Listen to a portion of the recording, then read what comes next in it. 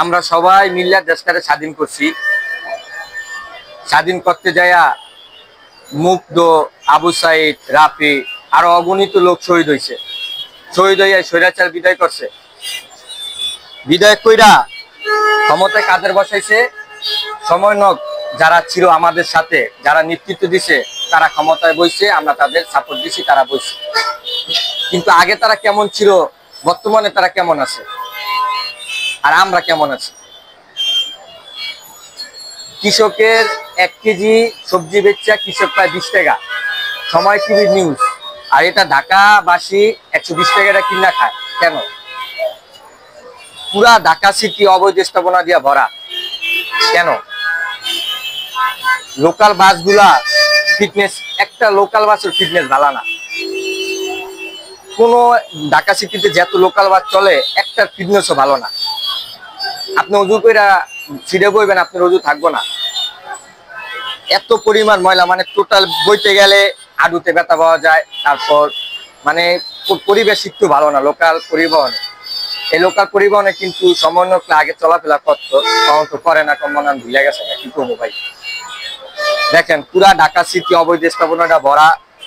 আর যে পরিমাণ জ্যাম লাগছে, প্রতিদিন 42 লক্ষ ঘন্টা কর্মস্থান নষ্ট ঢাকাবাসী। আমরা দেশকে এই জন্য স্বাধীন করেছি। পণ্যের দাম বেশি বাইরে যাবো গা, আগের থেকে জ্যাম বাইরে যাবো, আগের থেকে ঢাকা সিটিতে অবৈধ স্থাপনাটা বেড়ে যাবো। আমরা কি এর জন্য দেশ স্বাধীন করেছি? এই জন্য রাফি, মুগ্ধ, আবু সাইদ কি শহীদ হয়েছে? এর জন্য? আমরা তো আগের থেকে ভালো নাই, আগের থেকে আমরা অনেক খারাপে আছি। তারা কি একটু এদের প্রতি নজর দিয়া পুরা ঢাকা সিটি অবৈধ স্থাপনা মুখ দেখারি কইলি হইব যে পুরো ঢাকা সিটিতে কোনো অবৈধ স্থাপনা থাকবো না, পুরা ঢাকা সিটি অবৈধ স্থাপনা উড়াই দিব নিজ দায়িত্বে। এটা একটু মুখ দেখ কইলে ঢাকা সিটি অবৈধ স্থাপনা থাকে না, আর জ্যাম লেগে থাকে না। এই দেখ পুরা ঢাকা সিটিতে জ্যাম অবৈধ স্থাপনার কারণে। পুরা ঢাকা সিটির একটা লোকাল বাসও ফিটনেস ভালো না। আগে থেকে পণ্যদ্রব্যের দাম অনেক বেশি। এখন পর্যন্ত দেখলাম না যে সেনাবাহিনী দায়িত্ব নিচ্ছে, ম্যাজিস্ট্রেটের দায়িত্ব নিচ্ছে সেনাবাহিনী। সেনাবাহিনী এখন পর্যন্ত দেখলাম না যে বাজারে বাজারে যাইয়া পণ্যদ্রব্য নিয়ন্ত্রণে আনতে। এখন পর্যন্ত কইলো না যে লোকাল বাসগুলা নিজ দায়িত্বে ফিটনেস গুলা ঠিক করতে। এখন পর্যন্ত কইলো না যে ঢাকা সিটিতে যাতে অবৈধ স্থাপনা আছে সবগুলো উড়াই দেন। এরকম একটা অ্যাকশন আমরা দেখলাম না। তারা এখন সুখে আছে ভাই, বুঝেন নাই? সমন্বয়কদের বসাইছি, তাদের প্রতি আমাদের অনেক ভালোবাসাটা কমে গেছে। তারা কি করতেছে আমি বুঝি না ভাই। ঘন্টার পর ঘন্টা জ্যামে পয়সা দেওয়া লাগে, লোকাল বাসে একটা ভাড়া না, পণ্যদ্রব্যের দাম বেশি। তাদের প্রতি আমি দৃষ্টি আকর্ষণ করতেছি ভাই, দয়া কইরা আপনারা মুখ দেখারে একবার কন যে ঢাকা সিটিতে যত অবৈধ স্থাপনা আছে সবগুলা সরাইতে, পণ্যদ্রব্যের দাম নিয়ন্ত্রণে আনতে। লোকাল বাসগুলা যে আছে সেগুলা যদি নিজ দায়িত্বে মালিকেরা যদি বাসগুলা ফিটনেস ঠিক করে দেয়, আপনার বাসে আমি দৃষ্টি আকর্ষণ করতেছি ভাই, এইগুলা সরাই দেন। আস্তে আস্তে সমস্যাগুলো অনেক বড় হইতেছে।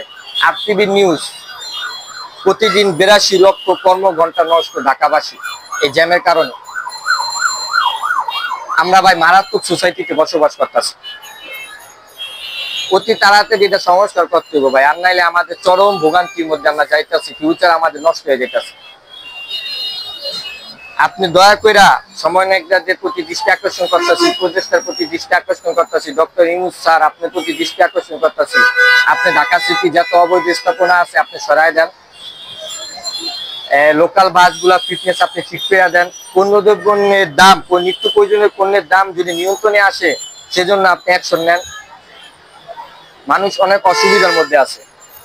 আর কোন জায়গায় কি সমস্যা আমি ভিডিওর মাধ্যমে আপনাদের দিব, আপনারা দেখবেন, দেখে প্রতিবাদ জানাবেন, সংস্কার করার জন্য শেয়ার দিবেন, লাইক করবেন, কমেন্ট করবেন। আর কোনো জায়গায় সমস্যা থাকলে আমাকে কইবেন, আমি সেখানে যাব, যাইয়া সমস্যা ভিডিওর মাধ্যমে তুলে ধরবো যাতে সমস্যার সমাধান হয়।